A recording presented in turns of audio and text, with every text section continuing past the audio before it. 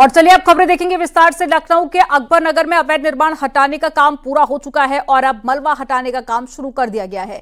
यहां कुकरेल नदी की जमीन पर अवैध कॉलोनी बसाई गई थी, जिस पर बुलडोजर चलाया गया और इस कार्रवाई के तहत में अवैध रूप से बने 1169 घरों और साथ ही 101 कमर्शियल निर्माण पर बुलडोजर चलाकर गिराया गया। शासन के निर्देश पर सर्वे के दौरान नदी की जमीन पर बड़ी संख्या में अवैध निर्माण की बात सामने आई थी। अब योगी सरकार इस क्षेत्र को इको टूरिज्म का हब बनाएगी।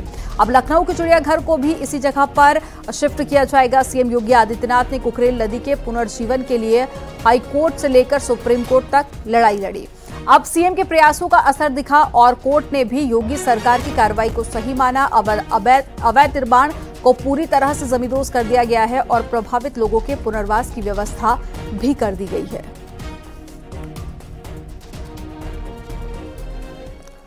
दो तस्वीरें आपको दिखा रहे हैं। 1169 घर, यहां पर कमर्शियल भी यहां पर कई कॉम्प्लेक्स बनाए गए थे जिनको तोड़ा गया, जमींदोज किया गया, जिसके बाद में उन लोगों को भी जमीन दी जाएगी जिनका यहां पर अवैध तरीके से जिन्होंने निर्माण कर रखा था। इसके अलावा अब इस पूरे एरिया को डेवलप किया जाएगा। इसका काफी हद तक काम पूरा हो चुका है, आगे भी निर्माण काम जारी है। साथ ही चिड़ियाघर को भी यहीं पर शिफ्ट किया जाना है। हालांकि ये लड़ाई आसान नहीं थी। पहले ये मामला हाईकोर्ट में चला, जिसके बाद में ये सुप्रीम कोर्ट पहुंचा। सुप्रीम कोर्ट ने भी मुख्यमंत्री योगी आदित्यनाथ की तरफ से जो पहल की गई थी उसको सही माना और राज्य सरकार के हक में फैसला सुनाया, जिसके बाद में अब एक्शन और तेज कर दिया गया है।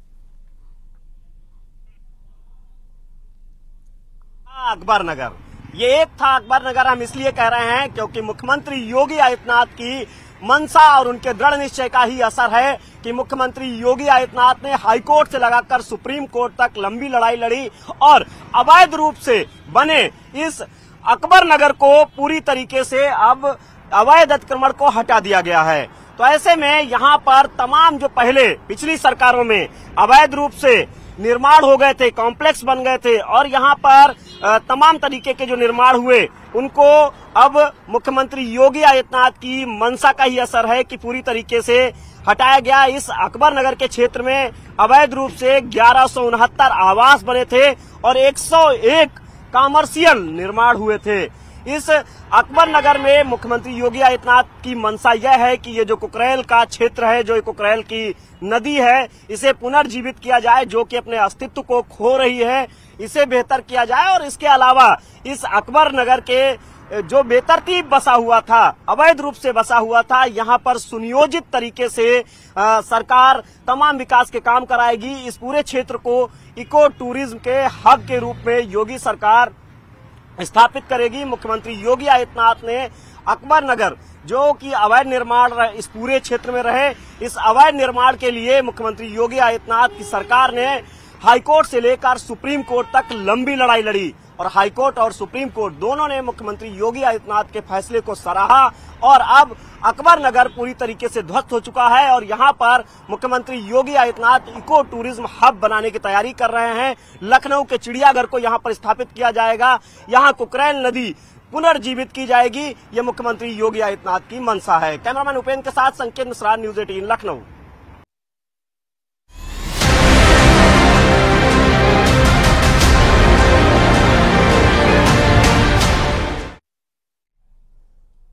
यूपी में बीजेपी बड़ी सर्जरी की तैयारी में है। लोकसभा चुनाव नतीजों के बाद में पार्टी विरोधी बयानबाजी कर रहे नेताओं पर कार्रवाई की तैयारी की जा रही है। दरअसल बीजेपी के कई लोकसभा प्रत्याशियों और साथी नेता हार का ठीकरा एक दूसरे पर फोड़ते हुए सार्वजनिक रूप से बयान दे रहे हैं और बीजेपी के कई नेताओं के सार्वजनिक पत्र और साथ ही वीडियो वायरल करने से लेकर पार्टी नेतृत्व काफी ज्यादा नाराज भी नजर आया। पिछले दिनों 40 टीमें बनाई गई थी।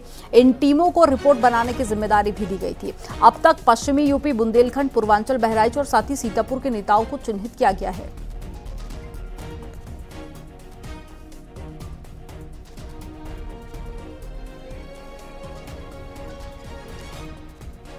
बीजेपी में हार पर आरोप प्रत्यारोप को लेकर मुजफ्फरनगर से सपा के सांसद हरेंद्र मलिक ने न्यूज 18 से खास बातचीत की। क्या कुछ कहा वो सुनिए।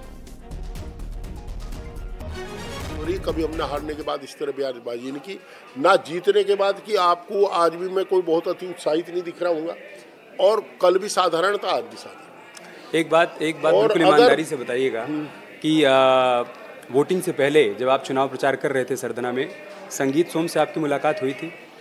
संगीत सोम से मेरी कभी ऐसी मुलाकात नहीं हुई। चुनाव प्रचार के दौरान? मैं बता रहा हूँ, चुनाव प्रचार के दौरान नहीं हुई। हाँ, मुझे वो एक तेहरामी में मिले थे। तेहरामी थी ठाकुरों में, वो भी गए थे, मैं भी गया था। खबर ये भी आई कि वहाँ पर क्षत्रियों के भीतर नाराजगी है, इसको लेकर चर्चा चुनाव के दौरान लगातार चल रही है। कोई चर्चा नहीं हुई। कोई सभ्य आदमी तेहरामी में जिसके मौत में जाए उस वहाँ राजनीतिक बात नहीं कर सकता, अगर कोई सामाजिक आदमी है।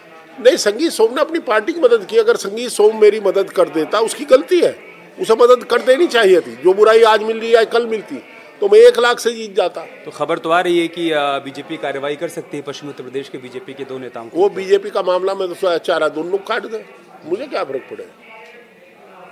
कोई मदद नहीं की संगीत सोम ने? नहीं, मेरी मदद नहीं की, ना संगीत सोम ने की, ना कपिल देव ने की, ना मदन भैया ने की, ना उमेश मलिक ने की, ना राजीव शुक्ला ने की। हमारी किसी ने मदद, हमारी मदद की समाजवादी साथियों ने।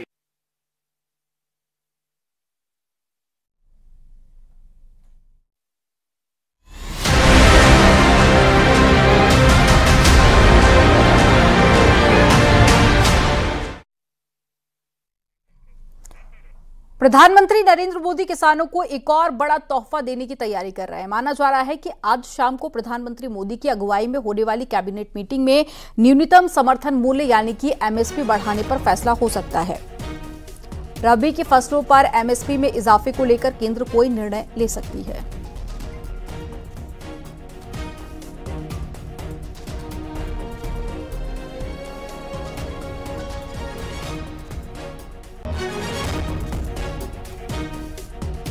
कैबिनेट बैठक से पहले कृषि मंत्री शिवराज सिंह चौहान ने कहा कि सरकार किसानों के कल्याण के लिए 10 साल से काम कर रही है। एमएसपी के साथ भी कई चीजों पर जोर दिया जा रहा है जिससे कि किसानों की आमदनी बढ़ सके। पहले से ही काम चल रहा है, खेती की हालत ठीक करने का, किसानों की आय बढ़ाने का। कई काम सरकार ने पहले से किए। प्रधानमंत्री जी के नेतृत्व में 100 दिन की कार्य योजना भी तैयार है, फिर 5 साल की कार्य योजना और 2047 विकसित भारत का लक्ष्य प्राप्त करने के लिए कृषि का रोड मैप क्या होगा उस पर भी हम तैयारी कर रहे हैं। 6 चीजें मुख्य रूप से: 1, प्रति हेक्टर उत्पादन बढ़ाना। 2, उत्पादन की लागत घटाना। 3, उत्पादन के ठीक दाम उनको देना। 4, नुकसान अगर हो जाए तो नुकसान की भरपाई करना। 5, कृषि का विविधीकरण, केवल परंपरागत खेती नहीं, फूलों की खेती, फलों की खेती, सब्जियों की खेती, औषधि खेती, कृषि वानिकी, कृषि के साथ पशुपालन, मधुमक्खी पालन, कई तरह की चीजें जोड़ने का प्रयास ताकि किसान की आमदनी और बढ़े। और 6वां है प्राकृतिक खेती, क्योंकि ये धरती आने वाली पीढ़ियों के लिए भी सुरक्षित रहनी चाहिए।